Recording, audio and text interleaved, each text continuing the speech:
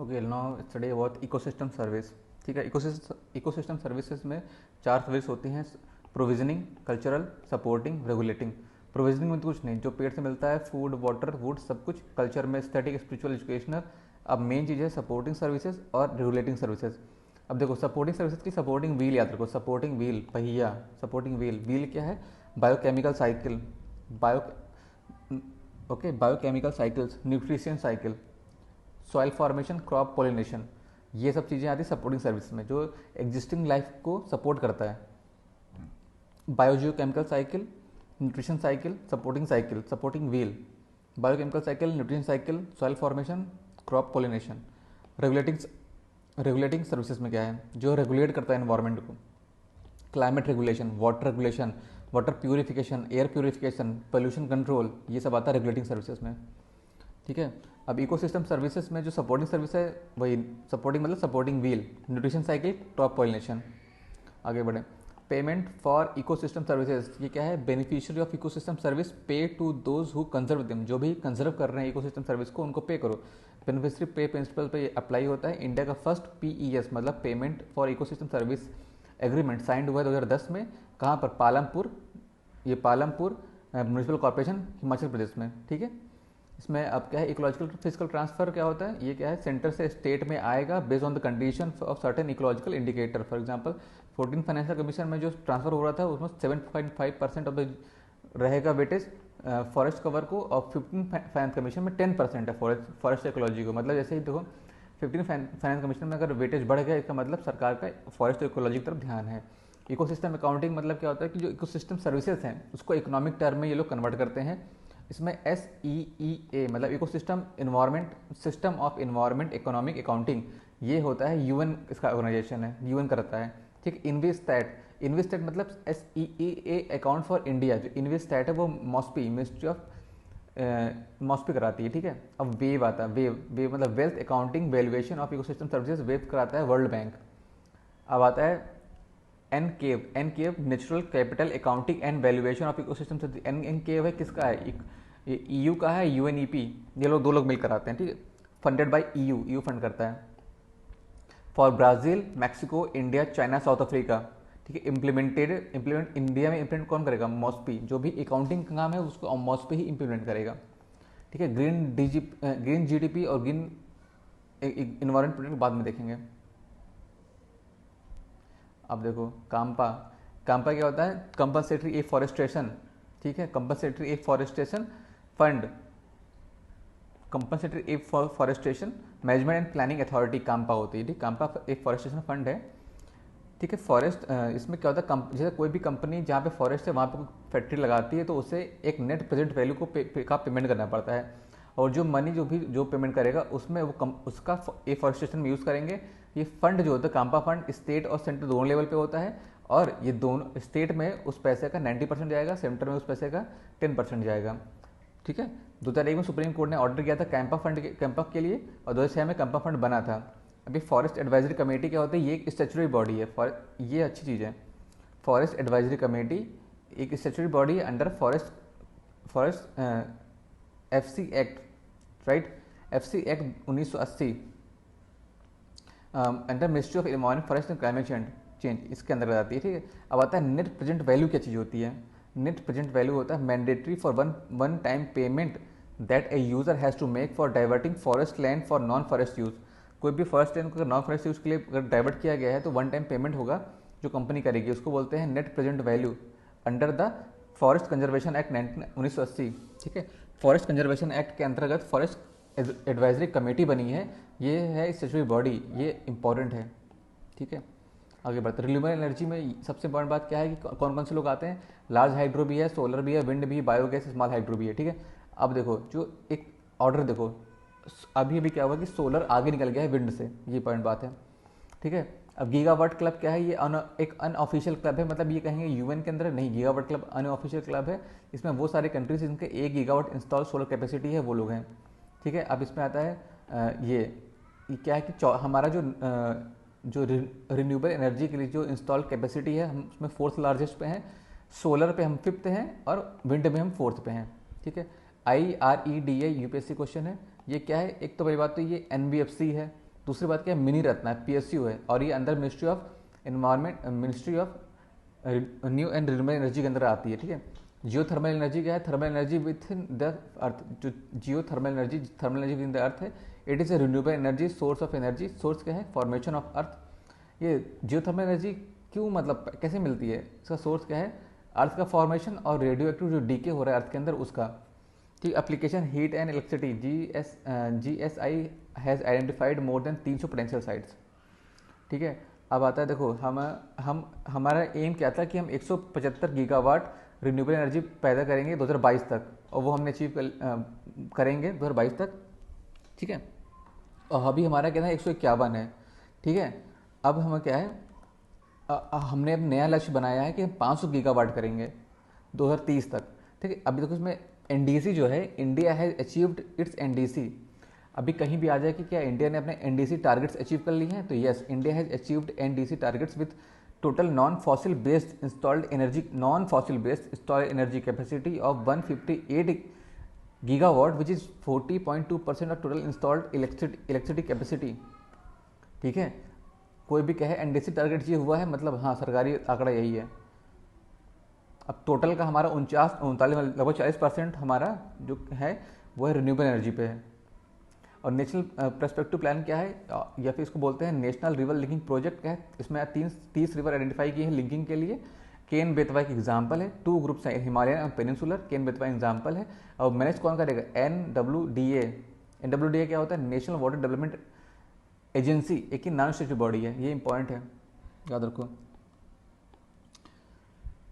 ठीक है। National water development agency, ये क्या है, and establish in 1982 ministry of जल शक्ति। अब केन बेतवा जो रिवर है उसमें पानी केन से बेतवा की तरफ आएगा, ठीक है। केन ओरिजिनेट होती है MP में और बेतवा ओरिजिनेट होती है MP में, tributary of Ganga, tributary of Yamuna, Ken Betwa दोनों ही ट्रिब्यूटरी ऑफ यमुना की हैं, ठीक है।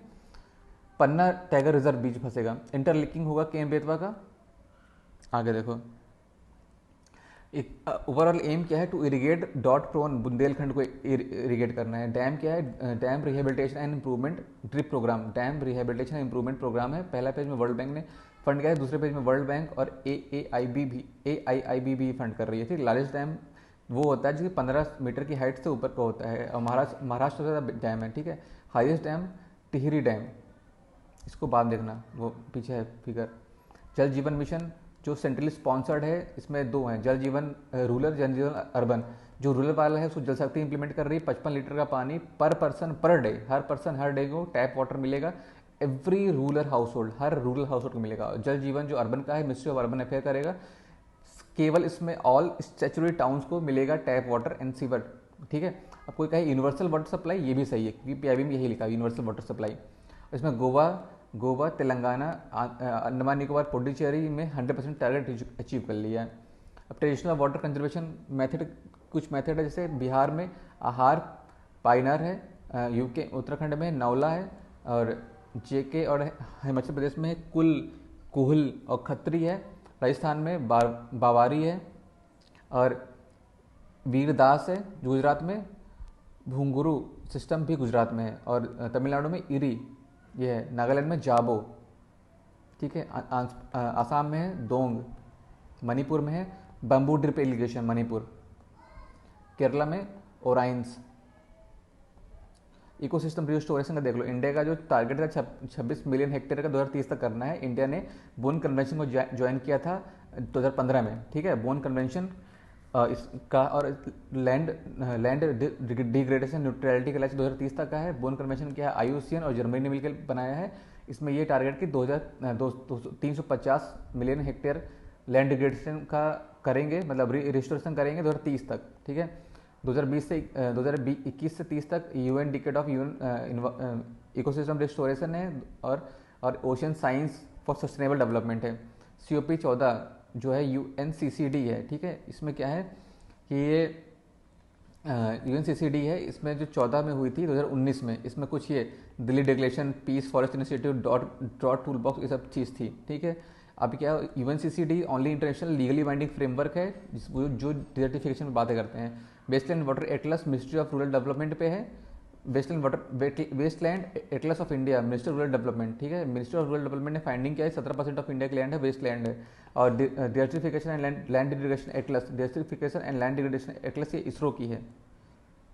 आगे हो, अब पता है forest land restoration, forest land restoration ये क्या है, 5 स्टेट में है, NAEB IUCN इसका इनिशिएटिव है, not pan India, only 5 state, ठीक है। Forest landscape restoration, forest landscape restoration बस 5 स्टेट के लिए है, NAEB IUCN का पैन इंडिया प्रोजेक्ट नहीं है ये, ठीक। और ये NAEB क्या है, national afforestation and eco development board है ये क्या है, स्टेचुटरी बॉडी नहीं है, ठीक है। अब जॉइंट फॉरेस्ट मैनेजमेंट क्या है, ये इसमें क्या है, किस पॉलिसी के अंतर्गत आया था, national forest policy 1988, RDD plus REDD, ये क्या है, REDD reducing emission from deforestation and forest degradation, इसको कौन भी बनाया, FAO UNDP UNEP, ठीक है। अब इसमें क्या, it help developing countries to developing country को इनिशिएटिव देंगे कि अपना खूब पेड़ लगाओ। और REDD प्लस क्या है, ये मिटिगेशन अप्रोच है, इसमें it incentivise developing countries to reduce emission from forest deforestation ना करो, और reduce emission from forest degradation, deforestation भी नहीं करना, फॉरेस्ट को डिग्रेड भी नहीं करना है, ठीक है। कार्बन स्टॉक बढ़ाना है और सस्टेनेबली मैनेज करना फॉरेस्ट को। फॉरेस्ट प्लस क्या चीज़ है, इंडिया US का है, फॉरेस्ट प्लस इंडिया है US के बीच में है, bilateral programme between India and US help India develop capacity to forest management and to benefit from REDD plus. Forest plus है हमारा इंडिया और US के बीच में इनिशिएटिव है। अब बताए state own coal India limited has taken out of box initiative to produce sand from overburden as much cheaper price. देखो पहले बात तो ओवरबर्डन क्या चीज़ होता है, during open cast mining of coal, जब कोल की ओपन कास्ट माइनिंग करते हैं, the strata lying above the coal seams is known as overburden, जो भी कोल सीम के ऊपर जो स्ट्रेटा होता है उसको ओवरबर्डन बोलते हैं। जो कंप्राइजिंग ले, वो किसका बना होता है, ले alluvial sand and sandstone with rich silica content, ठीक है। प्लास्टिक वेस्ट क्या होता है, प्लास्टिक वेस्ट में जो अभी नया आया है वो ये है कि prohibiting identified single use plastic item by 2022, मतलब सारे आइटम को प्रोहिबिट नहीं कर रहा है, केवल कुछ आइडेंटिफाइड आइटम है उनको प्रोहिबिट कर रहा है, ठीक है। गाइडलाइंस में जो एक्सटर्नल प्रोड्यूसर रिस्पॉन्सिबिलिटी है उसको लीगल फोर्स दिया गया है। 2 बातें। अब देखो थिकनेस की बात, जो मिनिमम थिकनेस की बात किया तो 25 माइक्रोन की थिकनेस 2016 वाले रूल में थी, 75 माइक्रोन की थिकनेस 2021 चलेगी, और 120 माइक्रोन की 31/12/2022 से चलेगी। EPR क्या है, इसको लीगल फोर्स दिया गया है। इम्प्लीमेंटिंग एजेंसी कौन है इसकी, CPCB और स्टेट CPCB।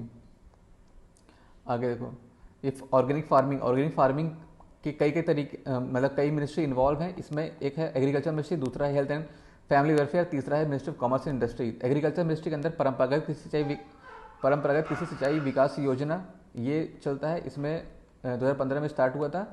अब इसके अंतर्गत ईच फार्मर विल गेट 20,000 पर एकड़ इन 3 ईयर्स, हर 20,000 रुपये मिलेगा 3 साल में।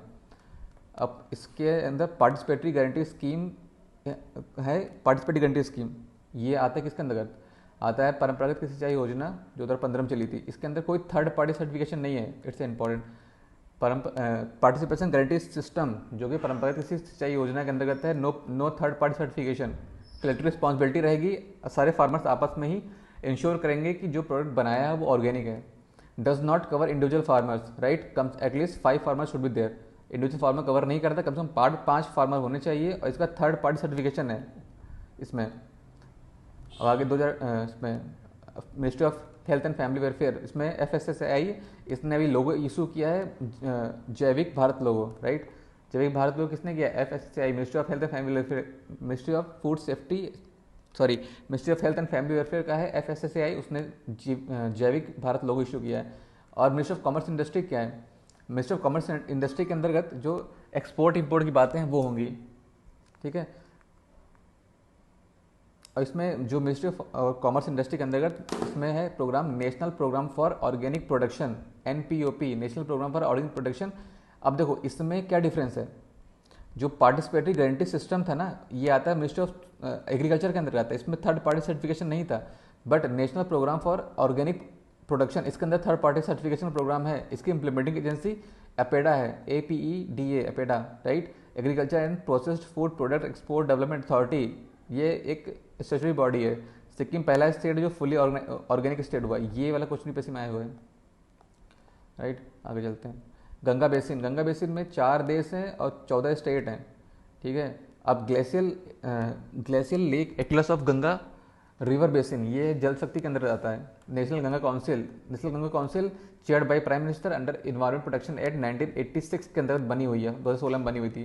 5 टीयर है गंगा का प्रोग्राम, नमामि गंगा का प्रोग्राम। 5 टीयर में नेशनल गंगा काउंसिल है, उसमें पीएम चेयर करता है, और एम्पावर टास्क फोर्स है, नेशनल मिशन है for clean Ganga, state Ganga committee है, डिस्ट्रिक्ट गंगा कमेटी है। तो मेन पॉइंट बात यह है कि नेशनल गंगा काउंसिल को पीएम हेड करता है। नेशनल हाइड्रोलॉजिकल प्रोजेक्ट 2016 में सेंट्रल सेक्टर स्कीम है, मिनिस्ट्री ऑफ जल शक्ति के अंदर आती है, वर्ल्ड बैंक का सपोर्ट है इसको, ठीक है।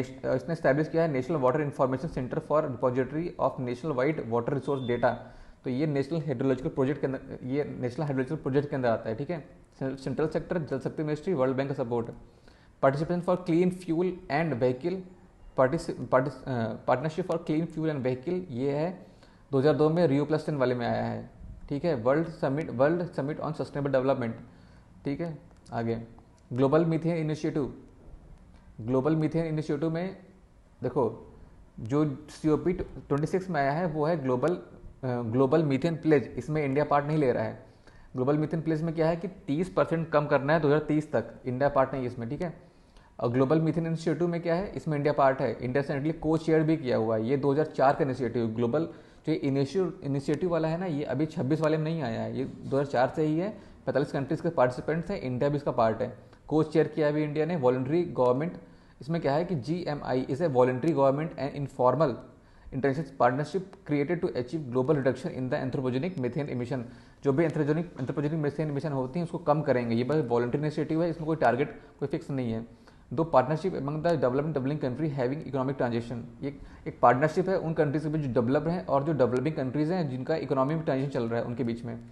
मीथेन क्या है, शॉर्ट लिव्ड क्लाइमेट पॉल्यूटेंट है। ये मीथेन एक शॉर्ट लिव्ड क्लाइमेट पॉल्यूटेंट है। Methane contribute the formation of ground level ozone में कंट्रीब्यूट करता है। A dangerous air pollutant, ozone contribute to the anthropogenic methane emission, ozone भी कंट्रीब्यूट करता है एंथ्रोपोजेनिक मीथेन एमिशन के लिए। शॉर्ट लिव्ड क्लाइमेट पॉल्यूटेंट क्या होता है, remain in the atmosphere for a very much shorter period of time, मतलब ये शॉर्ट टर्म के लिए इन्वॉल्वमेंट होते हैं end of the time then carbon dioxide, compare than carbon dioxide, yet their potential to warm the atmosphere can be many times greater.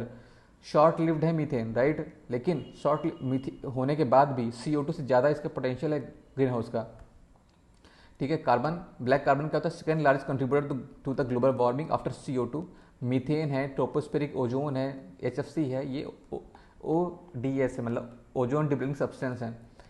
Amrit portal क्या है, अमृत portal NITI Aayog, जितना भी अमृत करके आएंगे वो नीति आयोग से होगा। अमृत पोर्टल नीति आयोग और UK का है। इसमें क्या है, portal aims to serve as the one stop site to provide all the information related to the adoption of electric vehicle in India. ये COP26 में आया था, ये इंपॉर्टेंट है, ठीक है। इंपॉर्टेंट इसलिए है कि COP26 में आया था। तो अमृत पोर्टल, नीति आयोग और UK गवर्नमेंट, इसमें one stop site to provide all information related to adoption of electric vehicle, और COP26 में आया है।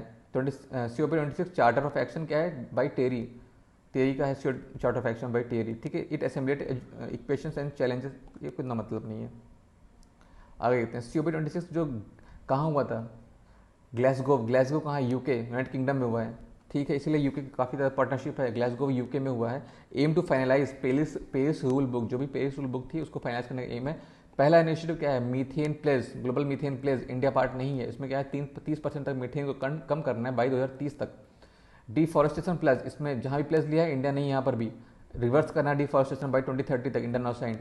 क्या है, क्लाइड बैंक डिक्लेरेशन, इसमें क्या है, ग्रीन शिपिंग कॉरिडोर बनाना है to speed up decarbonisation of maritime industry. मतलब इसमें यह है कि शिपिंग कॉरिडोर ग्रीन होने चाहिए और जो मैरीटाइम इंडस्ट्री है वहाँ से डिकार्बनाइजेशन होना चाहिए। India has not sign, India ने इसे भी साइन नहीं किया, ये आएगा, इंडिया ने इसे भी साइन नहीं किया है। अब आता है IRIS, infrastructure for resilient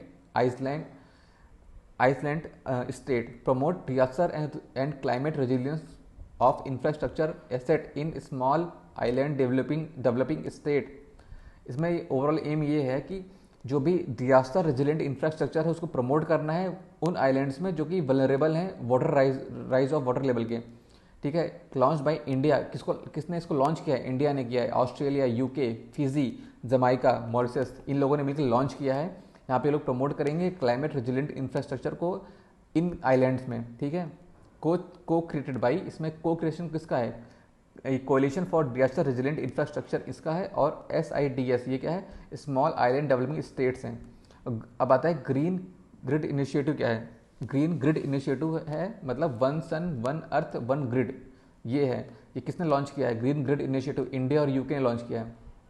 M to connect energy grid across the border to facilitate faster transition to the sun to the use of renewable energy, ठीक है। इसको इंडिया यूके ने किया है।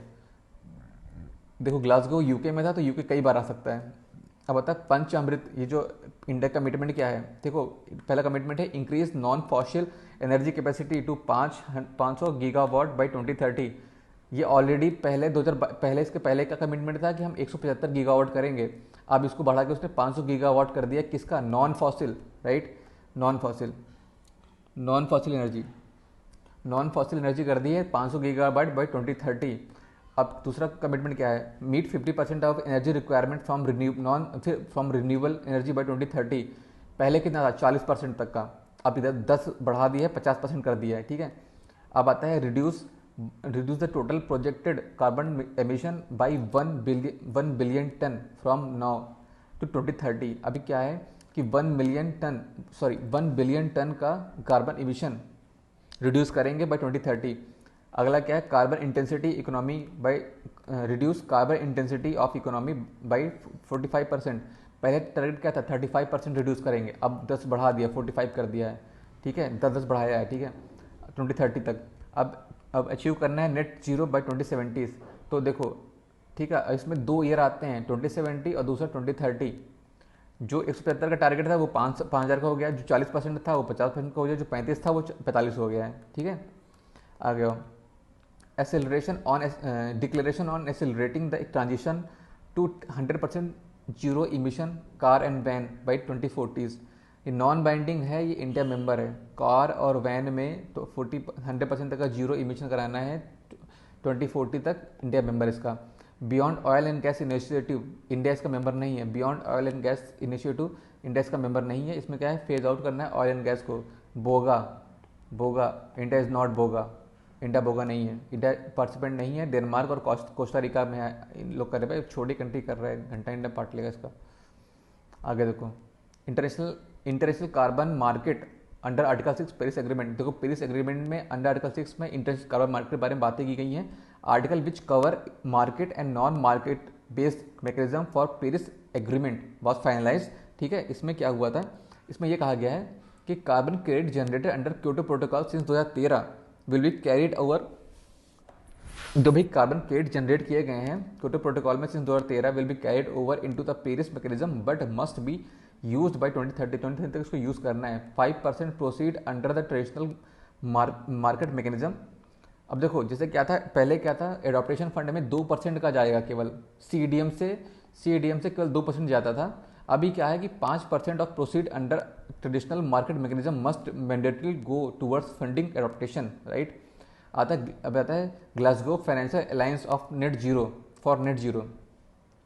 Glasgow financial alliance for net zero launched by UN special envoy for climate action finance along with UNFCC climate action champion, ठीक है। COP 26 में आया है। Object of net zero is to reach net zero by 2050। जब UN level पर net zero की बात होती है ना तो 2050 की बात होती है, जब इंडिया करता है 2070 पे करता है। अब क्या था, क्यूटो, ये क्या है, रिलेटेड टू मॉन्ट्रियल प्रोटोकॉल, ये ओजोन वाला है, मॉन्ट्रियल प्रोटोकॉल। ये क्या है, it's adjustment to the Montreal protocol agreed in 2018 called for strengthening enforcement mechanism to the protocol in response to an unexpected rise of global emission of banned chemical trichlorofluoromethane. जो trichlorofluoromethane का जो chemical band है उसका भी rise हो रहा है लोगों का। तो इसलिए ये एक एग्रीमेंट लाया गया, क्योटो एग्रीमेंट। उसमें जो इन्फोर्समेंट एजेंसी हैं वो इस चीज़ को देखेंगी कि क्यों ट्राइक्लोरोफ्लोरोमीथेन, ठीक है, ट्राइक्लोरोफ्लोरोमीथेन के राइज हो रहा है, ठीक।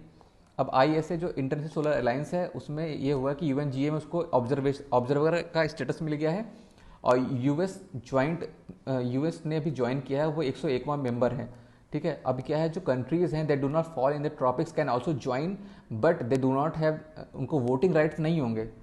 जो भी ट्रॉपिक्स के बाहर के हैं वो ज्वाइन कर सकते हैं, बट उनको वोटिंग राइट्स नहीं होंगे, ठीक, याद रखना।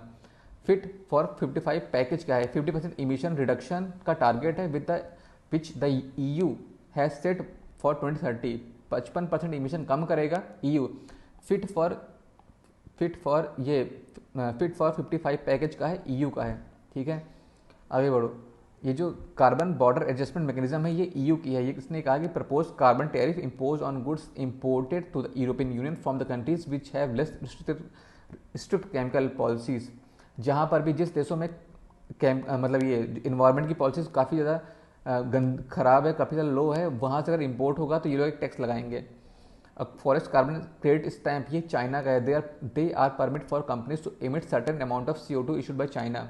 अब CRESP-M टूल ये क्या चीज़ है, यूज इन 7 स्टेट्स, मतलब ये पैन स्टेट नहीं है, 7 स्टेट यूज़ करेंगे। इंडिया UK का जॉइंट इनिशिएटिव है, ठीक है। ये क्या करेगा, इसमें इंडिया से क्या है, मतलब रूरल डेवलपमेंट वाले और पंचायती राज ये सब लोग मिलकर करेंगे। Integration of the climate information in geographic information system based on watershed planning under MNREGA. MNREGA की बात है तो पंचायती राज और रूरल डेवलपमेंट ये दोनों मिनिस्ट्री आ ही जाएंगी अपने आप ही। समझ, ये इंपॉर्टेंट लग रहा है मुझे। ये स्क्रिप्ट CRISP-M टूल, ये टूल है इंडिया UK का जॉइंट इनिशिएटिव है, 7 स्टेट में ये रहेगा, ठीक है। अब आता है क्लाइमेट इक्विटी मॉनिटर। ये UNEP के नहीं है, देखने में अच्छा टर्म लगता है। Climate equity monitor is not, ये ये equity monitor, climate equity monitor ये EU मतलब UNEP का नहीं है, इंडिया के रिसर्चर ने बनाया है। ये aim to monitor performance of Annex 1 Annex 2 country अंदर UNFCCC। जो UNFCCC में Annex 1 Annex 2 में कंट्री थी डेवलप्ड और डेवलपिंग वाली, उसका परफॉर्मेंस मॉनिटर करेगा क्लाइमेट इक्विटी मॉनिटर में, ठीक है। और वाटर क्लाइमेट कोलिशन क्या है, इसमें सब लोग हैं, इसमें integrate water and climate agenda है, कुछ नहीं, इसको तो मिटा ही दो। अब बता कॉटन 2040 इनिशिएटिव क्या है। फोरम फॉर द फ्यूचर एक NGO है, फोरम फॉर द फ्यूचर एक NGO है, उसका इनिशिएटिव कार्बन 2040 इनिशिएटिव। इसका एम है to create a resilient cotton industry. Study क्या है, half of the to create a resilient cotton industry को बनाना है। उनकी स्टडी में ये पाया गया कि half of all the global cotton growing region expose to at least 1 climate hazard by 2040। कम से कम 2040 तक कोई ना कोई 1 हैजार्ड आ ही जाएगा, इसलिए क्लाइमेट रेजिलियंट कॉटन इंडस्ट्री बनानी है। ये इनिशिएटिव है फोरम फॉर फ्यूचर एक NGO है। नेट जीरो कार्बन टारगेट क्या मतलब है कि ये, इसका मतलब ये है कि जो भी एंथ्रोपोजेनिक जो भी इमिशन होता है उसको एंथ्रोपोजेनिक तरीके से ही रिमूव कर देना है, ठीक है। ये मतलब है नेट कार्बन टारगेट का। अब आता है इधर ये ओरका प्लांट क्या है, ये आइसलैंड में है। ओरका प्लांट इज आइसलैंड में वर्ल्ड का largest direct air capture plant है। ये क्या करता है, मिक्स करता है एयर को, देन कैप्चर कर लेता है, then mix it with water and pumped down underground where it turns स्टोली रॉक। धीरे धीरे वो रॉक बदल देता है। CO2 फर्स्ट ऐसा प्लांट है लार्जेस्ट जो एयर को कैप्चर करता है, मतलब एयर कैप्चर किया, उसमें वाटर दिया, फिर पंप करके अंदर डाल दिया, फिर रॉक बन जाएगा। पूसा बायोडिकम्पोजर क्या है, ICAR का इनिशिएटिव, ICAR, ठीक है। ये ICAR एक एजेंसी है, स्टडी बॉडी नहीं है, डेवलप किया है ICAR ने। इसमें क्या है, ये माइक्रोबियल बायो एंजाइम सोल्यूशन होता है। जब इसको छिड़कते हैं क्रॉप के ऊपर तो ये डिकम्पोज करता है रेसिड्यू को विद इन 15 से 20 दिन में। पॉल्यूटेंट समझ लो, AQI एयर क्वालिटी इंडेक्स, इसमें ये कौन मैनेज करता है, CPCB, इसमें 8 पॉल्यूटेंट्स हैं, ठीक है। PM 2.5, PM10, NO2, SO2, CO, O3, NB, NH3, PB, ठीक है। ये 6 इनिशिएटिव है। इसमें 8 इंडिकेटर हैं, 6 कैटेगरी हैं। कौन सी, good, satisfactory, moderate, poor, very poor, severe, ये 6 कैटेगरी हैं। 8 तो इसके वो हो गए गैस पोल्यूटेंट का नाम है, और 6 इसमें कैटेगरी है। और NAAQS क्या होता है, नेशनल एम्बिएंट एयर क्वालिटी। ये CPCB, ये भी CPCB का है। इसमें 12 पॉल्यूटेंट है, 8 तो ऊपर वाले प्लस 4 और, बेंजीन, बेंजोपाइरिन और 2 और हैं। अब अगला आता है national Indian remote sensing portal for water sector. ये भुवन WBIS का इनिशिएटिव है, ठीक है। WBIS का है, water sensor derived water bodies information is utilised to generate spatial map of surface water bodies का, ठीक है। WRI इसका है water resource information centre, full form इसका ही है। क्लैप, क्लैप क्या चीज़ है? Continuous learning and activity portal. Clap जो पोर्टल है ये इंपॉर्टेंट लग रहा है, जो क्लैप पोर्टल है ये वाटर कंजर्वेशन से रिलेटेड है। Clap portal is related with water conservation. Clap was launched in an inaugural day of Ganga उत्सव। कोई मतलब नहीं। Clap is an interactive portal initiative of Namami Gange, ठीक है, सपोर्टेड बाय वर्ल्ड बैंक, और रिवर कंजर्वेशन का पोर्टल है, ठीक है। Clap portal, clap is for river conservation, clap is interactive portal है, और नमामि गंगे में शुरू किया गया था, वर्ल्ड बैंक का सपोर्ट है इसको। डुबलिन प्रिंसिपल क्या चीज़ है? डुबलिन प्रिंसिपल वाटर मैनेजमेंट का है। Dublin water management.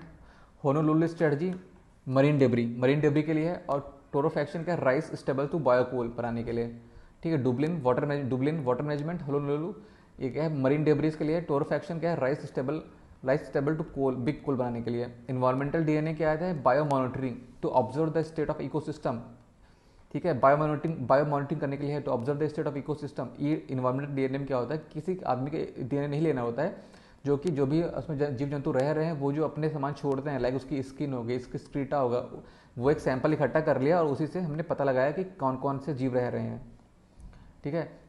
ये AIMICDK, ये AIM क्या है? अटल इनोवेशन मिशन, ठीक है।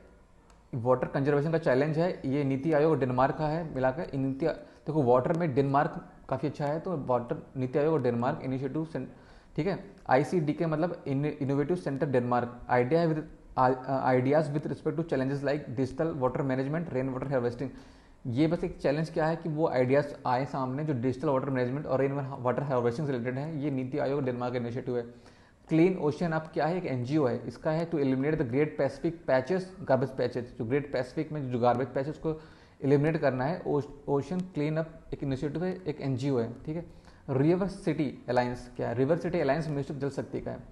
River city alliance ministry of जल शक्ति का है। Exchange information for the management of urban river के लिए, अर्बन रिवर को मैनेजमेंट के लिए इन्फॉर्मेशन का एक्सचेंज करेंगे और गवर्नेंस को स्ट्रेंथन करेंगे। ये इंक्लूड करता है बोथ गंगा बेसिन और नॉन गंगा बेसिन के स्टेट को, ठीक है। ऐसा नहीं केवल गंगा वालों का, नहीं, नॉन गंगा वालों के भी है। इंडिया यंग वाटर प्रोफेशनल, ये क्या है? अंडर नेशनल हाइड्रोलॉजी प्रोजेक्ट के अंदर काम करते हैं टू इक्विप, इसका ओवरऑल इम्प्लीमेंटेशन मतलब क्या है? Young water professional to equip water professional with necessary skills, knowledge, behaviour and network, ठीक है, to contribute to the development of management of water resource in India, ठीक है। Implemented by Australia India water centre, ठीक है। रीसर्कुलेटरी aquaculture system, ये क्या है? Fish culture का एक सिस्टम है। RS is technology where water is recycled and reused after mechanical and biological filtration and removal of suspended matter and metabolites. It is used for high density culture of various species of fishes, right? Saryu river tributary है Ghaghara river के। Saryu canal एक national project है। It also involve linking of 5 reverse. कौन कौन सी river? Ghaghara, Saryu, Rapti और बेनगंगा, ये reverse का linking project है, राइट। लैंड डिग्रेडेशन और डेजर्टिफिकेशन का सबसे बड़ा कारण है लैंड इरोजन, फिर वेजिटेशन का लॉस, फिर विंड इरोजन। सबसे पहला बड़ा कारण है वाटर इरोजन, फिर वेजिटेटिव डिग्रेडेशन, वेजिटेशन वैसे जो डिग्रेडेशन होता है, और विंड इरोजन, ठीक। अब बोल्ड मतलब राजस्थान, बोल्ड मतलब bamboo oasis on land in drought project. BOLD project Rajasthan से रिलेटेड है। KVIC under ministry of MSME। KVIC की स्टैट्यूटरी बॉडी है, याद रखना। KVIC एक स्टैट्यूटरी बॉडी है, इंपॉर्टेंट है, ठीक है। अभी BOLD seek to create bamboo based green patches in arid and semi arid land zone to reduce land degradation and prevent desertification. Rajasthan में बैम्बू बेस्ड पैचेस को क्रिएट करना है और लैंड को डिग्रेडेशन को रिड्यूस करना है। ग्रेट ग्रीन वॉल प्रोग्राम, ये किसका है? ग्रेट ग्रीन वॉल, ये इंपॉर्टेंट है। ग्रेट ग्रीन वॉल प्रोग्राम है अफ्रीका का, अफ्रीका लेड इनिशिएटिव है विथ UNFCCD, ये भी रहेंगे साथ में। कहाँ? To aim to restore degraded landscape of Sahel, SAHEL, Sahel from Senegal in the west and Djibouti in the east. Plastic pact क्या है? For building circular system for plastic. Plastic pact क्या है? For building circular system for plastic. India का first Asian country to develop plastic pact, ठीक है। Plastic pact क्या है? Plastic pact related है for building circular system for plastic, और India है ऐसा पहला एशियन कंट्री जिसने प्लास्टिक पैक्ट डेवलप किया है, तो ठीक है। इंडिया का प्लास्टिक पैक्ट मतलब क्या है? इंडिया प्लास्टिक पैक्ट एक इनिशिएटिव जो कोलैबोरेशन है किसका किसका कोलेब्रेशन है? WWF इंडिया और CII इनका कोलेब्रेशन है। टारगेट क्या है? 100% तक प्लास्टिक पैकेजिंग को टू बी रीयूजेबल होना चाहिए और रिसाइकलेबल। 50% तक प्लास्टिक पैकेजिंग इफेक्टिवली रिसाइकिल होनी चाहिए। 25% तक average recycle content across all the plastic packaging. ठीक है, ये सब इसके टारगेट्स हैं। Plastic pact model is currently implemented in number of countries like UK, south Africa, Australia. First plastic pact was launched in October 2018 और India में भी अब प्लास्टिक पैक्ट लॉन्च हो गया है। अब आता है UNDP plastic waste management programme. UNDP का जो प्लास्टिक वेस्ट मैनेजमेंट प्रोग्राम है ये क्या है? Triple plastic waste management to 100 cities in India by. देखो, जो प्लास्टिक वेस्ट मैनेजमेंट का है उसका जो प्रोग्राम चला उसको ट्रिपल कर देना है to the 100 cities in India by 2024, right. UNDP का programme plastic waste management programme. PWMP plastic waste management programme UNDP का है। इसमें क्या है? रीच आउट करेंगे 5500 सफाई साथी को in an effort to institutionalise worker from informal sector. इसका उनका एम यह रहेगा कि इतने सफाई साथी इंस्टीट्यूशनलाइज कर दें इनको, institutionalise workers from informal sector. Utthan क्या है? सोशल प्रोटेक्शन प्रोग्राम है, वॉज लॉन्च टू हेल्प सफाई साथी। ये उत्थान, इसमें प्लास्टिक वेस्ट मैनेजमेंट प्रोग्राम में ये सफाई साथी को इंस्टीट्यूशनलाइज करना है और उत्थान उनका सोशल सिक्योरिटी प्रोग्राम है, इसी में ही है। ओरोनेमा अफ्रीकन बोर्ज, ये क्या है? बायोडिग्रेडेबल एजेंट है, प्लास्टिक सीड को डिग्रेड कर देगा। ठीक है। Zero waste city alliance, zero waste city alliance ये क्या है? Urban launch by waste aid, ये NGO है। Zero waste city alliance waste aid है, इसको मतलब NGO है, इसका एम वही है बिजनेस आइडियाज को लॉ, जिससे कि aim was to find entrepreneurs with innovative business ideas that can help to reduce और recycle waste and create green employment opportunities. तो ये होगा जीरो वेस्ट सिटी चैलेंजेस। अब अगर हम इसमें ये यहाँ देखें तो रिवर सिटी अलायंस क्या है? मिनिस्टर जल शक्ति का है। इसमें अर्बन रिवर को मैनेज करना है, गवर्नेंस को स्ट्रेंथन करना है। ये गंगा और नॉन गंगा बेसिन दोनों स्टेट्स में रहेंगे। बबल कर्टेन क्या चीज़ है? बबल कर्टेन टेक्नोलॉजी है being used for the first time in India to stop the plastic from entering the river Yamuna. किस रिवर के लिए है? यमुना रिवर के लिए है। It is non invasive solution to stop plastic from entering ocean. Ship and fishes can pass through the air bubble but plastic will be stop. देखो, air bubble हम जो टेक्नोलॉजी, एयर कर्टेन जो technology है वो Yamuna river, याद रखो Yamuna river पे use करने वाले हैं। इसमें क्या होगा? प्लास्टिक बस पास नहीं हो पाएगी, बाकी फिशेस हैं, शिप्स हैं, सब पास हो जाएंगे आराम से। COP UNCBD जो United nation convention of biological diversity का जो 15th COP है वो चाइना में हुआ है। अकॉर्डिंग टू द फाइंडिंग क्या है? 5th global biodiversity outlook report at global level none of the, इसमें यह बताया गया कि कोई भी 20 टारगेट जो UNCBD के थे वो अचीव नहीं हुए हैं। 3/30 टारगेट का मतलब 3/30 टारगेट का मतलब ये है कम से कम 30% लैंड और सी को प्रोटेक्ट करना है। ये क्रिटिकल है, प्रोटेक्ट करना भी क्रिटिकल है for reversing the major driver for economy for nature का डिक्लाइन। जो नेचर का डिक्लाइन हो रहा है उसको अगर बचाना है तो 30 मतलब % जो लैंड और सी है उसको प्रोटेक्ट करना पड़ेगा। क्यों? और एक कन्विंग बायोडाइवर्सिटी फंड है वो चाइना ने इस्टेब्लिश किया है। कन्विंग बायोडाइवर्सिटी फंड चाइना ने इस्टेब्लिश किया the fund for approximately 230 million to support the project for protecting biodiversity in developing countries. ये चाइना का फंड है, इसमें जो 230 मिलियन का डॉलर का सपोर्ट दिया गया है बायोडाइवर्सिटी को प्रोटेक्ट करेंगे डेवलपिंग कंट्रीज में। अब आता है new global framework for managing nature through 2030। ये भी UNCBD का है, ये वही वाला चल रहा है जो 15वां COP हुई है ना कॉन्विंग चाइना में, उसी के अंतर आता है new global framework for managing nature through 2030। ये क्या है? UNCBD का है, टू प्रोटेक्ट नेचर प्रोटेक्ट करेंगे।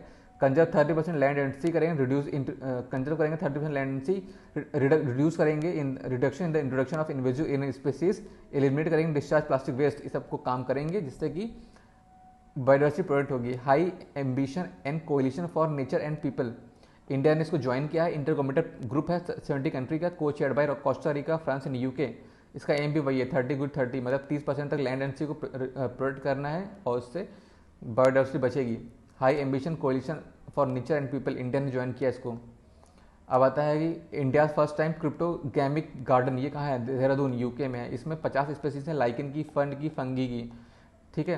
क्रिप्टोग्रामिक स्पेसीज वो होते हैं that do not produce any seed and flower. ये कोई सीड मतलब कोई भी सीड जो होता है, आई डोंट नो सीड को क्या बोलते हैं, कोई भी सीड और फ्लावर को प्रोड्यूस नहीं करते हैं। This species do not produce any seed and flower.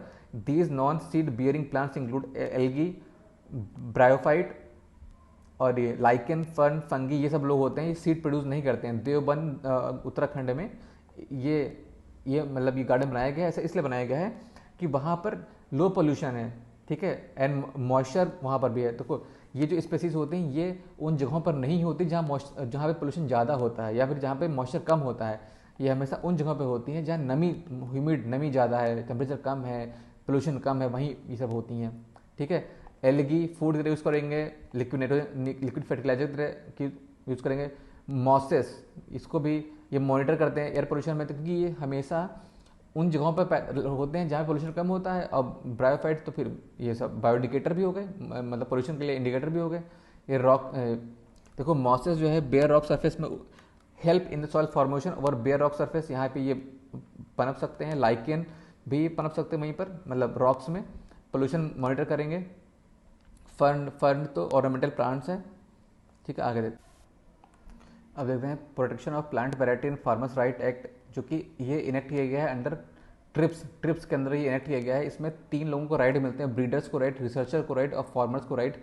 Breeders को राइट मिलता है exclusive right to produce, sell, market, distribution, import, export protected and registered variety. जो भी वैरायटी रजिस्टर्ड है या प्रोटेक्टेड है उसको ब्रीडर अपने, उसको एक्सक्लूसिव राइट है प्रोड्यूस करने का, सेल करने का, डिस्ट्रीब्यूट करने का, एक्सपोर्ट इंपोर्ट करने का।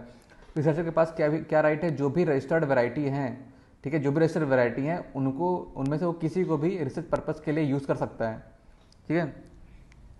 अब फार्मर्स का राइट है, a farmers who has evolve और developed new variety of seed, new variety is entitled for registration and protection in like manner as breeder of the variety, ठीक है। जो भी मतलब ये है, अगर कोई फार्मर है उसने इवॉल्व किया या डेवलप किया नई वैराइटीज ऑफ सीड को, तो या प्लांट को, वो उतना ही इंटाइटल है जितना कि ब्रीडर्स है, ब्रीडर के पास जो राइट है, ठीक है। अब अगला एक्ट कहता है, act allows all farmers cultivating registered new variety the right to save, sow, resow, exchange, share और sell farm produce including seeds except branded seeds, ठीक है। कोई भी फार्मर है उससे रजिस्टर्ड वैरायटी का सीड, मतलब सीड से अपना पूरा फसल किया, बाद में जो अगले सीजन में जो सीड निकले उसको वो सेल भी कर सकता है, एक्सेप्ट अगर वो ब्रांडेड सीड नहीं है तो, ठीक है। Farmers shall not be liable to pay any fees in proceeding before authority. कोई भी अथॉरिटी के सामने प्रोसीडिंग होगी तो फार्मर को कोई पैसे नहीं देने पड़ेंगे। पैसे will be paid through national gene fund से पैसे पे किए जाएंगे, ठीक है। Plant variety protection appellate tribunal, उसके एपेलेट ट्राइब्यूनल ये है। अब ट्राइब्यूनल तो उसके अगेंस्ट तुम कहाँ जाओगे, हाई कोर्ट, ठीक है, हाई कोर्ट में जाओगे। एलिजिबिलिटी क्या है, एलिजिबिलिटी क्राइटेरिया क्या है, the variety of seed is eligible for registration under the act if it fulfils the criteria of distinctiveness, uniformity, stability. इन सब क्राइटेरिया को फिल करेगा तो ये सीड एलिजिबल है, ठीक है, फॉर रजिस्ट्रेशन के लिए। The protection period is for 15 साल का प्रोटेक्शन पीरियड है फॉर ट्रीज एंड 18 साल का है for case of vines. Tree का प्रोटेक्शन पीरियड 15 साल का है और वाइन का 18 साल का है।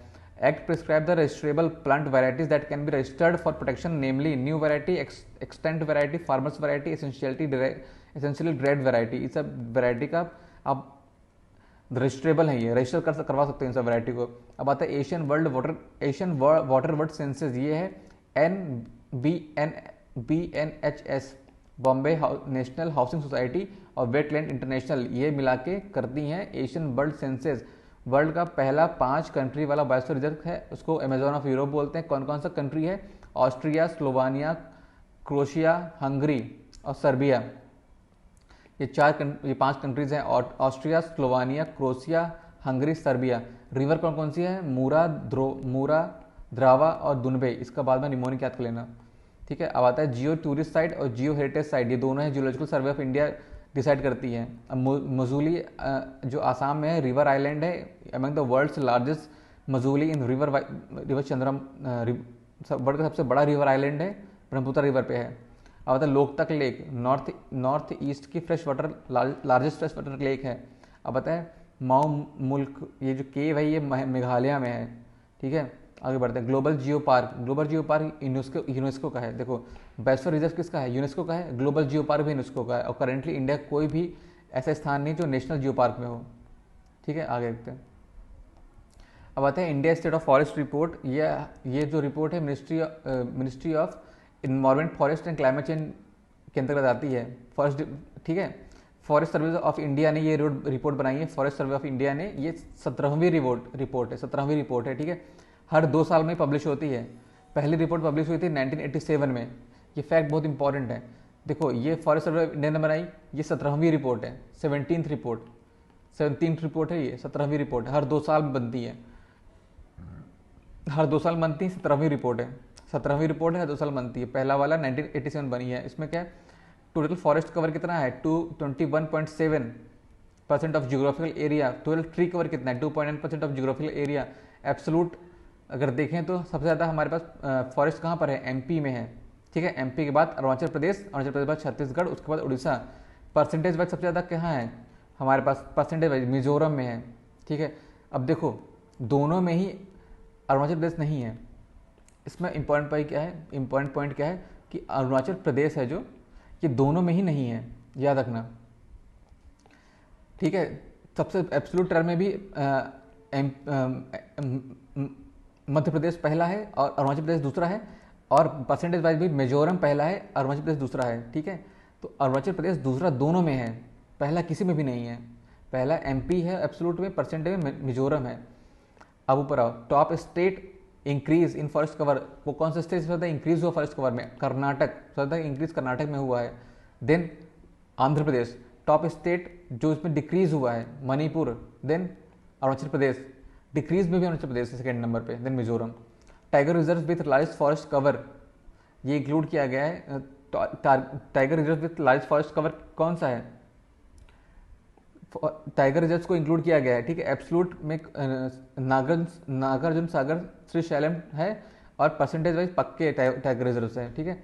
मैंग्रोव सबसे ज़्यादा कहाँ है, वेस्ट बंगाल, देन गुजरात, ठीक है। मैंग्रोव वेस्ट बंगाल में 43% है।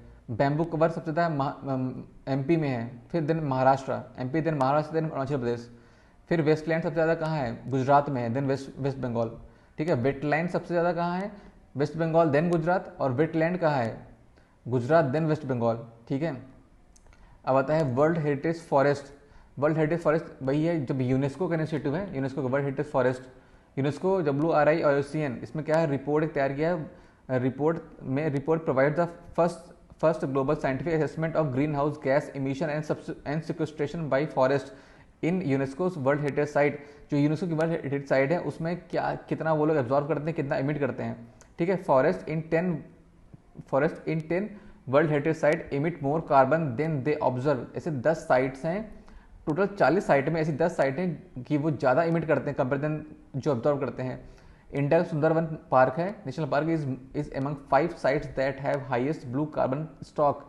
जिनके पास सबसे ज़्यादा ब्लू कार्बन स्टॉक है वो उसमें सुंदरवन टॉप 5 में आता है। Blue carbon is organic carbon mainly obtain from decaying plant leaves, wood, root and animals, ठीक है। ब्लू कार्बन इज एक ऑर्गेनिक कार्बन है जो ऑब्टेन किया जाता है, ऑर्गेनिक कार्बन है, ये stored in coastal and marine ecosystem, ठीक है। Blue carbon is organic carbon जो स्टोर होता है coastal and marine ecosystem. Total 40 site है उसको हेरिटेज साइट। कल्चरल 32 साइट है और नेचुरल 7 साइट है, मिक्स वाली 1 साइट है। अब आते हैं ये बायोडाइवर्सिटी सिटीज़ के बारे में। Biodiversities 2030 initiative world economic forum और कोलंबिया का है। इसमें क्या है, सिटी प्लस सस्टेनेबल करना है नेचर से। Vulture census by Bombay natural history society और ministry of environment forest and climate change मिलकर बना रहा है। हर्बल पार्क यूके में है, हर्बल पार्क यूके में है, इंडिया का पहला हर्बल पार्क है, ठीक है। चमोली डिस्ट्रिक्ट, ये लास्ट इंडियन विलेज है जिसको बॉर्डर से विलेज चाइना से बॉर्डरिंग है। पंचमोली लेक कहाँ है, known as dyke 3 of the Sardar Sarovar dam में है। सी नॉट क्या होता है, व्हेन ये क्या है, algae sludge that form when algae is overloaded with nutrition. सी नॉट तब बनते हैं जब ग्रीन स्लजेस होता है that formed when algae is overloaded with nutrition. Algae overload जाती है, ग्रीन स्लज बन जाते हैं। Nutrition overload occur when algae feed on warm weather caused by global warming. Global warming की वजह से सी नोड को बढ़ावा मिल रहा है, इसमें एल्गी होते हैं, ये ओवरलोड हो जाते हैं न्यूट्रिशन से, तो ग्रीन स्लज बन जाते हैं। Global coral reef Martin network क्या होता है, global coral reef Martin network, ये है ग्लोबल मॉनिटर। ये देखने में लगता है बड़ा नाम है, ये यूएनईपी ऐसा कुछ होगा, ऐसा कुछ है नहीं। Global coral reef monitoring network है, ये network of scientist, manager and organisations that monitor the condition of coral reef throughout the world. ठीक है, coral global network of scientist, managers and organisation that monitors the condition of coral reef throughout the world. ये बस normal से network है scientist का, managers का, organisation का, ये लोग मॉनिटर करते हैं ग्लोबल रीफ के बारे में जो पूरे वर्ल्ड में कैसा कैसा चल रहा है उनका। ठीक है, flagship product of GCRMN is the status of coral reef of the, इसकी एक रिपोर्ट आई है, इसका नाम है status of coral reef of the world report. ठीक, इंडिया में कहाँ कोरल रीफ पाई जाती हैं? Gulf of Kutch, Malabar, Lakshadweep, Myanmar, gulf of Mannar, Andaman और निकोबार। अंडमान निकोबार, लक्षद्वीप और Malabar, Lakshadweep, gulf of Kutch, Myanmar, Andaman Nicobar, यहाँ पाए जाते हैं। एक global fund for coral reef ये लॉन्च किया गया है COP26 ग्लासगो में। और इसमें टॉक्सिक 3O's, ये क्या चीज़ है? ये वो सब्सटेंस है जो सनस्क्रीन में पाए जाते हैं। नाम क्या क्या है? ऑक्सीबेंजीन, ऑक्टीनोजेल और ये ऑक्टोक्राइलिन। ये तो 3 प्रोडक्ट्स हैं, ये सनस्क्रीन में पाए जाते हैं। ठीक है, अब इसमें रोज शेप्ड कोरल क्या है? At the coast of Tahiti. ठीक है, फ्रेंच की ओवरसीज टेरिटरी है। रेड शेप्ड कोरल पाई गई है at the coast of Tahiti coast में। आगे देखते हैं। अब आता है ग्रॉस इन्वायरमेंट प्रोडक्ट क्या है? ये यूके पहला स्टेट है, इसका ग्रॉस इन्वायरमेंट प्रोडक्ट अब निकाला गया है। ये इसमें क्या है? It is the total value of final ecosystem service supply to human well being in region annually and can be measured in term of biophysical value and monetary value. ये सब वैल्यू करके जो भी निकलेगा ग्रॉस इन्वायरमेंट प्रोडक्ट होगा। It indicates the overall health of the ecosystem. अब इतनी खूब सारी वैल्यू निकाली है हमने इकोसिस्टम की, अगर ये जब हेल्दी होगा तभी तो उसकी वैल्यू ज़्यादा होगी। तो जितनी ज़्यादा वैल्यू होगी उतना दिखेगा कि हमारा इन्वायरमेंट हेल्दी है। ठीक है, ग्रीन जीडीपी क्या चाहिए? Green GDP gross environment product से अलग है। ग्रीन जीडीपी में which is obtain after reducing the damage to the environment from the total protection of the state. देखो ग्रीन जीडीपी में क्या होता है कि हम वो अमाउंट डिडक्ट कर देते हैं जो कि डैमेज हुआ है इन्वायरमेंट में, जब जो कि डैमेज हुआ है इन्वायरमेंट में जब प्रोटेक्शन हो रहा था स्टेट के अंदर। ठीक है, तो डैमेज वाला सेक्शन हम डिडक्ट करते हैं ग्रीन जीडीपी में। याद रखो, ग्रीन जीडीपी में डिडक्शन वाला शब्द है। ठीक है, और रहता है ग्रॉस इन्वायरमेंट प्रोडक्ट में जो सारे को शामिल हैं। Gross environment product will assess the improvement in the environment component in the year. ठीक है, further it will tell how much work the state has done in reducing the global in the loss of ecosystem in environmental process, in environment protection and resource use. ठीक है, अब बताया global fuel economic initiative IEA UNEP OECD का है। ये क्या है? 2009 में बना था। ये सपोर्ट करता है फ्यूल एफिशिएंसी के लिए। एनर्जी अकाउंटिंग क्या होता है? एनर्जी अकाउंटिंग में क्या होता है? Energy accounting will provide details information about electricity consumption. Energy accounting में हमें किस चीज़ की डिटेल मिलती है? एनर्जी कंजम्पशन की डिटेल मिलती है by different category of consumers and transmission and distribution losses के बारे में पता चलता है एनर्जी अकाउंटिंग में। और ऑब्वियसली सारी बातें पता चलती होंगी। It enable fixation of responsibility on officers of losses and theft. ये इनेबल करता है fixation of responsibility on officers of losses and theft. जो अब अकाउंटिंग करोगे तो इन सब का तो रिस्पॉन्सिबिलिटी बनी जाएगी। अब आता है मिनिस्ट्री ऑफ पावर ने मैंडेट किया है, mandates discom to undertake energy accounting. Ministry of power ने कहा है कि जो डिस्कॉम्स हैं, डिस्ट्रीब्यूशन कंपनीज हैं, ये एनर्जी अकाउंटिंग करवाएं। Regulation was issued by BEE, bureau of energy efficiency, under provision of energy conservation act 2001। ठीक है, की रेगुलेशन क्या है? क्वार्टरली एनर्जी अकाउंटिंग होगी by discoms through certified energy manager. Certified energy manager आएंगे, डिस्कॉम की energy accounting करेंगे और फिर एनुअली भी इसकी एनर्जी अकाउंटिंग होगी। मिथनॉल इकोनॉमी क्या है? India first indigenously designed high ash coal gasification based methanol production plant. High ash coal gasification based methanol production plant installed by भेल। अभी कोल गैसिफिकेशन होता है, उससे सिन गैस बनती है H2CO। कोल गैसिफिकेशन किया, उससे क्या बना? Syn gas. सिन गैस में कौन कौन होता है? H2CO, CO2। ठीक है, अब उसमें हाई टेम्परेचर प्रेशर डाल के मिथनॉल बन गया। इसमें मिथनॉल की प्योरिटी 99% होती है। अब देखो, methanol burn efficiently in all internal combustion engine, produce no particulate matter, no soot, almost nil SOx NOx emission. देखो मिथनॉल जो होता है वैसे भी वो इको फ्रेंडली है तेल, इसमें सूट का इमिशन मैटर सब NO2 X2 ये सब नहीं इमिट होता है, और although slightly lower in energy content थोड़ा कम होता है, इसलिए थोड़ा एक्सपेंसिव होता है, बट इसमें ये सब नहीं होता है। पर्टिकुलर मैटर सूट और NO2 X2 काफ़ी कम होता है, ठीक है। और methanol are substances cheaper than petrol and diesel. Methanol cheaper है, देखो जब हम इथेनॉल ब्लेंडिंग की बात कर रहे थे वो एक्सपेंसिव बता रहा था, मिथनॉल चीपर है, ठीक है। चीपर और एक्सपेंसिव को बहुत ध्यान से पेपर में करना, ठीक है। मिथनॉल चीपर बता रहा है इसमें, आगे देखते हैं। Methanol has high octane number का फ़ायदा ये होता है कि लेस नॉकिंग होगी, improved efficiency. National coal gasification mission के अंतर्गत ये इंपॉर्टेंट है। नेशनल कोल गैसिफिकेशन मिशन ये अंदर मिनिस्ट्री ऑफ कोल क्या आता है, गैसिफिकेशन करना है 100 मिलियन टन कोल का 2030 तक, समझ में आ रही बात। 100 मिलियन टन को गैसिफिकेशन करना है बाय 2030 तक। ये भेल जो है, भेल क्या है, Bharat heavy electronics limited has developed the fluidised bed gasification techniques suitable for high ash Indian coals to produce syn gas and then convert syn gas to methanol with 19% purity, ठीक है। Coal gasification is the process of converting coal into synthesis gas या फिर syn gas which is mixture of hydrogen H2CO CO2. The syngas technology allows conversion of non-mineable coal or combustible gases through in situ gasification material. Coal gasification is considered as a cleaner option. सही बात है। अब आता है biodiesel. Biodiesel को हम normal vegetable oil, animal oil, ये सबसे कैसे कन्वर्ट करते हैं बायोडीजल में, स्टरीफिकेशन करके बायोडीजल बनाते हैं। और इसमें कार्बन न्यूट्रल होता है बायोडीजल, मतलब कि जितना कार्बन न्यूट्रल होता है means the oil sheet observe the same amount of CO2 as it release when the fuel is combusted in vehicle. जैसे कम्बस्टर व्हीकल में कम्बस्ट करने में जितना अपना CO2 का इमिशन करेगा वो ऑलरेडी उतना ले चुका है, तो ठीक है। तो कार्बन न्यूट्रल होता है बायोडीजल और स्टरीफिकेशन से कन्वर्जन होता है। अब आते हैं डैम पे। इंडिया तीसरे नंबर पे वर्ल्ड पे डैम पे, पहले पे यूएस चाइना उसके आगे हैं। महाराष्ट्र में मैक्सिमम नंबर ऑफ डैम है। हाईएस्ट डैम कहाँ है, टिहरी डैम भागीरथी पे। फिर क्या है, longest dam Hirakud dam Mahanadi river. फिर नागार्जुन डैम किस पे है, कृष्णा रिवर पे। और कल्लमई डैम किस में, कावेरी रिवर पे, ओल्डेस्ट है ये। मेघदेतु डैम किस में, कर्नाटका में है, कावेरी रिवर पे मेघदेतु डैम, ठीक है। Nagarjun dam Krishna river. Mulla Periyar river पे। Geo spatial energy map India का नीति आयोग और इसरो का है। जियो स्पेशल एनर्जी मैप जो एनर्जी का मैप है, कि जियो स्पेशल एनर्जी मैप है इसरो का, नीति आयोग इसरो का मिला के बनाया। शून्य लेबलिंग मिनिस्ट्री ऑफ पावर का है for net energy building, net zero energy building. Shunya labelling, ठीक है। शून्य मतलब net zero energy building ministry of power का है।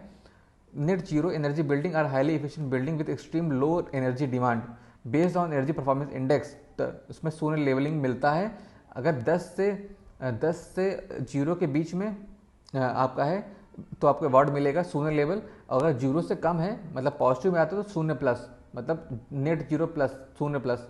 सतत किसका है, सतत क्या है, सतत है ministry of petroleum and natural gas में सेटिंग करेंगे, कंप्रेस्ड बायोगैस प्रोडक्शन पार्ट को सेटिंग करेंगे, ठीक है। इस पर फिर ट्रांसपोर्टेशन को बढ़ावा मिलेगा, लेकिन ये प्रोग्राम है under ministry of petroleum and natural gas PNG। Sustainable development cell क्या है, मिनिस्ट्री ऑफ कोल के अंतर्गत है। इसका कह दो अर्बन शिफ्ट इनिशिएटिव है, GEP ग्लोबल इन्वायरमेंट फंड और UNEP का इनिशिएटिव है। Urban shift initiative funded by GEP और UNEP। एम क्या, एम है sustainable urban development in Asia, Africa, Latin America. India, Pune, Surat ETC included led by जो urban shift initiative है यह है इन्वायरमेंट फैसिलिटीज़ जो GEF फंड 1992 वाला है और UNEP का है।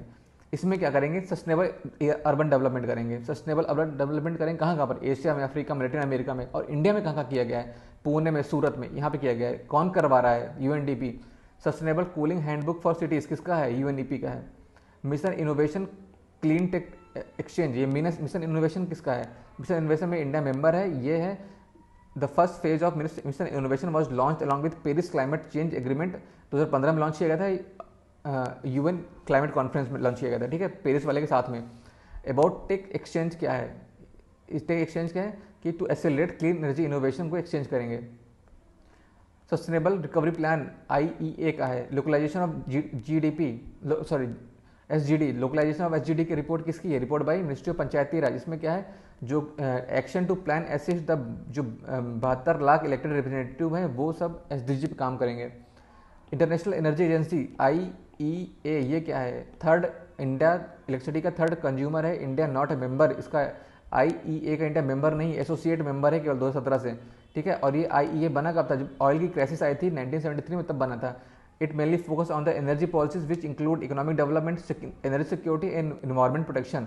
तो इन सब के बारे में बातें करता है, ठीक है। IEA की मेंबरशिप पाने के लिए कुछ क्राइटेरिया होता है। पहला कि करेंटली कितने मेंबर है? 30 मेंबर है और 8 एसोसिएट मेंबर है, और इंडिया एक एसोसिएट मेंबर है IEA का, ठीक है। Member country of IEA must be member of OECD, ये पहली कंडीशन है। अगर आपको IEA का मेंबर बनना है तो आपको OECD का पहले मेंबर बनना पड़ेगा। और दूसरे एलिजिबिलिटी क्राइटेरिया क्या है? स्टैटिक ऑयल रिजर्व आपके पास 90 दिन का होना चाहिए। करेंटली इंडिया के पास मेरे ख्याल से 10-12 दिन का ही है। तो 90 दिन का स्ट्रेटेजिक रिजर्व होना चाहिए, और आप OECD के मेंबर भी हो। डिमांड, आपके पास एक डिमांड रेजिस्टेंस प्रोग्राम भी चल रहा हो to reduce the national oil consumption by तो 10% तक। आपके देश में एक डिमांड रेजिस्टेंस प्रोग्राम चल रहा हो to reduce national oil consumption by 10%। Registration and measures to ensure that all oil company under its jurisdiction report information upon request, right. सारी जो कंपनीज है अंडर जुडिक्शन में ऐसा एक लॉ बनाओ कि जो कंपनीज हैं, ऑल कंपनीज है, वो अपनी रिपोर्ट फाइल करेंगी जब मांगा जाएगा। फर्स्ट क्लाइमेट हजार्ड एटलस किसका है? IMD का, इंडियन मेट्रोलॉजिकल डिपार्टमेंट का है, under ministry of earth science. Lake glacial Atlas, Ganga river basin, mission जल शक्ति। अब आता है अदाक। अदाक क्या है? ये वर्ल्ड का नॉर्थ मोस्ट आइलैंड है, ग्रीनलैंड के ऊपर है, ठीक है। अब आता है उमगोट रिवर, ये मेघालय में है। एडॉप्ट GAP रिपोर्ट, ये क्या है? गैदरिंग स्टॉर्म, UNEP का है, ठीक है। ग्लोबल मीथेन असेसमेंट, ये UNEP CCAC है। मीथेन क्या है? Methane in the atmosphere reach record level last year even though CO2 level drop during the pandemic के टाइम पे CO2 लेवल तो घटा था, लेकिन मीथेन का लेवल बढ़ गया। Methane and short lived pollutant है, ठीक है। ग्लोबल रेजिलियंस इंडेक्स अब है launched by 10 global organisation. Global electric vehicle IEA, global electric outlook, ये EVI है, electric vehicle initiative. Water plus city कौन सी है? वाटर प्लस सिटी है Indore, first water plus city under Swachh Survekshan under ministry of housing and urban affair. इस water plus city किसे बोलेंगे? जिसका ऑल वेस्ट वाटर ट्रीटेड हो, मतलब ऑल वेस्ट वाटर को रिलीज करने से पहले ट्रीट किया गया हो, उसे वाटर प्लस सिटी बोलेंगे। All public toilets be cleaned and connected to sewer, 30% of sewer water must be recycled and reused. India first smoke tower है, air will be sucked into. India का पहला smoke tower है। इसमें क्या है इसका phenomena जो ये वर्क करता है इलेक्ट्रोस्टैटिक एयर फिल्टर पे, ठीक है। इलेक्ट्रोस्टैटिक एयर फिल्टर पे होता है। Air will sucked from the top filter and released through the fan at the bottom, ठीक है। इलेक्ट्रोस्टैटिक एयर फिल्टर से यूज करता है। ओके, सुखेत मॉडल क्या है? To check pollution in the village. इसमें होगा क्या? Under this project garbage and dung from houses are collected door to door and convert to vermi post, ठीक है। गार्बेज को, डंक को कलेक्ट करेंगे, डोर टू डोर कन्वर्ट कर उसको वर्मी पोस्ट में कन्वर्ट करेंगे। IPCC की 6th रिपोर्ट असेसमेंट रिपोर्ट है। अब IPCC को बनाया किसने? UNEP और WMO ने बनाया है, ठीक है। 5वीं रिपोर्ट आई 1990 में, पहली रिपोर्ट आई 1990 में, 5वीं 1913 में, और अभी 6वीं आई है। प्रोजेक्ट डॉल्फिन 2020, अभी ये प्रोजेक्ट नया आया था। नेशनल डॉल्फिन रिसर्च सेंटर कहाँ है? पटना यूनिवर्सिटी में है, एशिया का पहला है इसे डॉल्फिन रिसर्च सेंटर।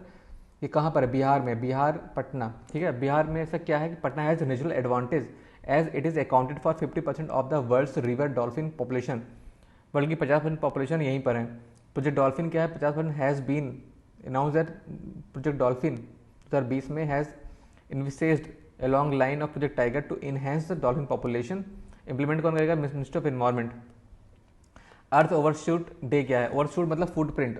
अर्थ ओवरशूट डे को फुटप्रिंट नेटवर्क बनाता है। अर्थ ओवरशूट डे को फुटप्रिंट नेटवर्क का इनोवेशन है। इसमें क्या है? डेट, इसमें क्या दिखाते हैं? और अर्थ ओवरशूट क्या मतलब होता है? Date when humanity's demand for ecological resources and services in given year exceed कर जाती है with each can within given year exceeds that what earth can generate. जो भी अर्थ जनरेट कर सकती है कितने दिन में उसकी डिमांड एक्सीड कर जाती है। ठीक है। तो ये है, it is hosted at, sorry, इसको होस्ट करता है, कैलकुलेट कौन करता है, ग्लोबल फुटप्रिंट नेटवर्क 1970 से ये करता आ रहा है। इस बार कब पड़ा है, 29 जुलाई को पड़ा है, अर्थ ओवरशूट डे, मतलब 29 जुलाई तक, मतलब 1 जनवरी से लेकर 29 जुलाई तक जो तुमने खर्चा किया है उतना आज को प्रोड्यूस करने में 1 साल लगता है, ठीक है। लेकिन ये हमेशा से ऐसा नहीं कि डेट डाउन चली आ रही है। लास्ट ईयर एक्सेप्शन था, 22 अगस्त को था, ठीक है। अर्थ आवर है इनिशिएटिव ऑफ WWF का, अर्थ आवर का WWF का इनिशिएटिव है, 2007 से चला आ रहा है। Usually last Saturday of March के अंतिम सैटरडे में होता है। ग्रीन डिपॉजिट क्या मतलब है, HDFC बैंक ग्रीन इसका है concept, green deposits, HDFC bank का क्या है, green deposits for its retain customers which are use to invest in environment beneficial projects, ठीक है, और help bank net zero strategies, उन सब के लिए। और यूरोपियन क्लाइमेट लॉ क्या है, legal obligation on EU and members, target क्या है, क्लाइमेट न्यूट्रलिटी बाय 2050। देखो जो बाहर की है क्लाइमेट न्यूट्रलिटी वहाँ 2050 है, इंडिया में 1970 है। European climate law legal obligation है on EU and its member, target क्या है, क्लाइमेट न्यूट्रलिटी बाय 2050, रिड्यूस करेंगे green house gas emission by at least 55% बाय 2030, बेस ईयर 1990 का है, ठीक है। 55% रिड्यूस करेंगे बाय 2030, बेस ईयर 1990 का। न्यूजीलैंड कार्बन न्यूट्रलिटी बाय 2050, ये कोई मतलब नहीं है।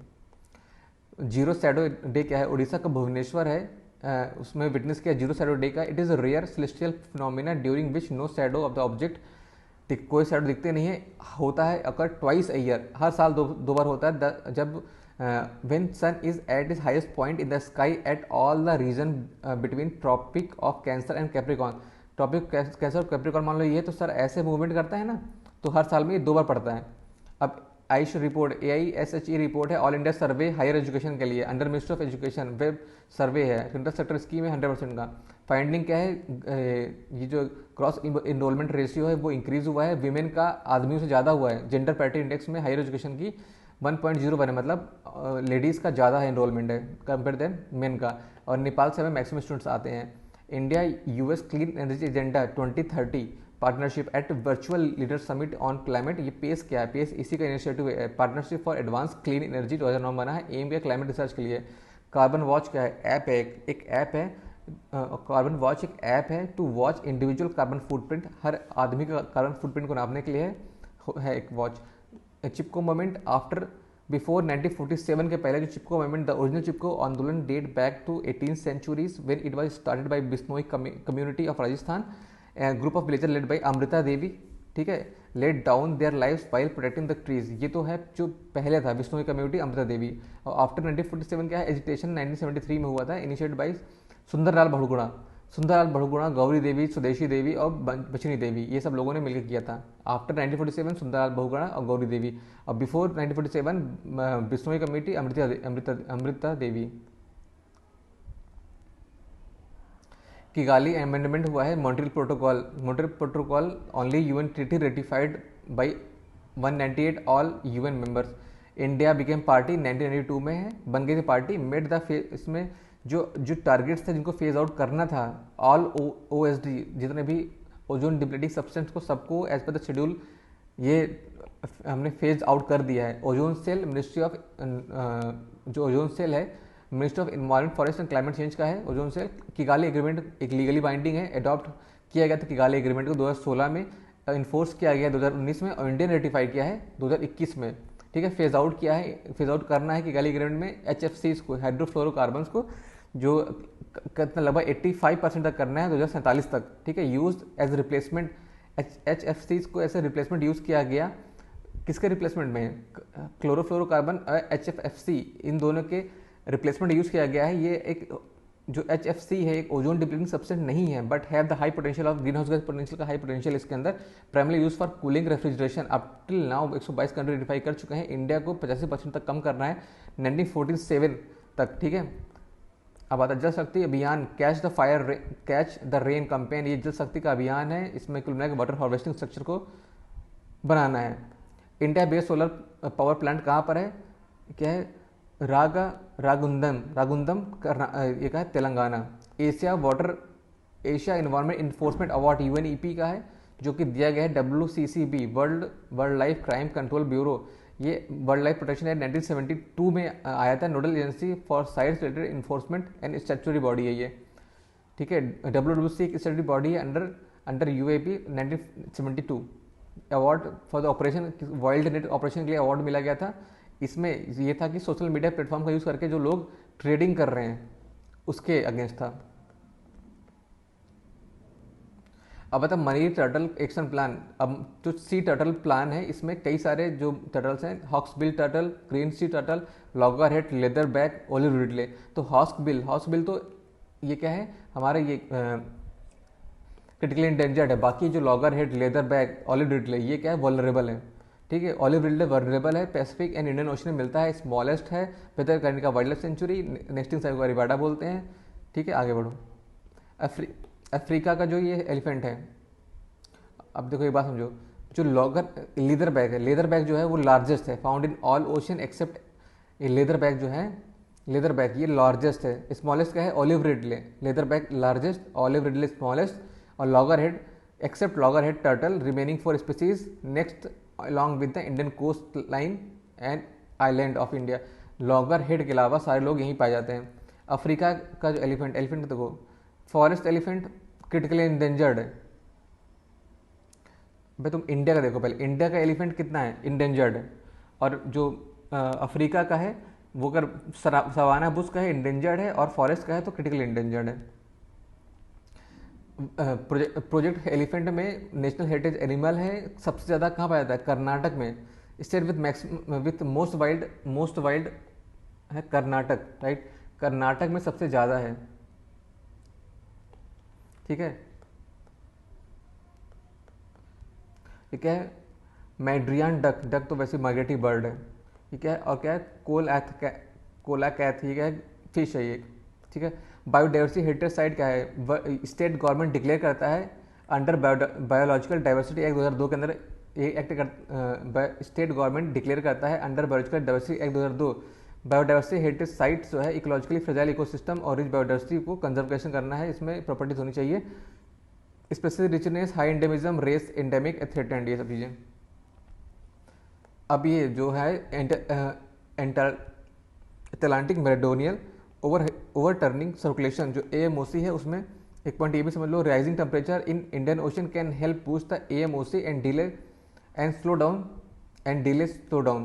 क्या मतलब है, जो AMOC का फिनोमिना है, rising temperature in Indian ocean, इससे ये बूस्ट कर सकता है AMOC को। ठीक है, AMOC क्या है, Atlantic meridional over turning circulation. ये जो हो रहा है इसको इंडियन ओशन में अगर टेम्परेचर बढ़ेगा तो ये फिनोमिना बूस्ट हो सकता है। अब बता, leaded petrol phase out globally. जो लेडेड पेट्रोल है ग्लोबली फेज आउट हो गया है। इसमें जो आखिरी स्टेट था इसने फेज आउट किया है वो अल्जीरिया था। अब ऑक्टेन नंबर जैसे बढ़ता है तो ये गुड फॉर इंजन, वो फ्यूल जिसके ऑक्टेन नंबर ज़्यादा होते हैं वो इंजन के लिए बढ़िया होते हैं, उसकी नॉकिंग पावर कम, उसमें नॉकिंग कम होती है, वो एंटी नॉकिंग प्रॉपर्टीज़ रखते हैं। लेकिन जो लेडेड फ्यूल है उसमें एंटी नॉकिंग तो होती थी, ऑक्टेन नंबर ज़्यादा था, लेकिन जो लेड बेस्ड है वो क्या है, पोल्यूशन बहुत फैलाता है। लेड पेट्रोल इम्प्रूव करता ऑक्टेन नंबर को, बट वो पोल्यूशन फैलाता है। ठीक है, उसका हेल्थ पे इम्पैक्ट पड़ता है, टॉक्सिक है, एब्जॉर्ब बाय स्किन, लंग्स, और ये सब करता है। इंडिया ने लेड पेट्रोल फेज आउट कर दिया 2000 में ही कर दिया था हमने।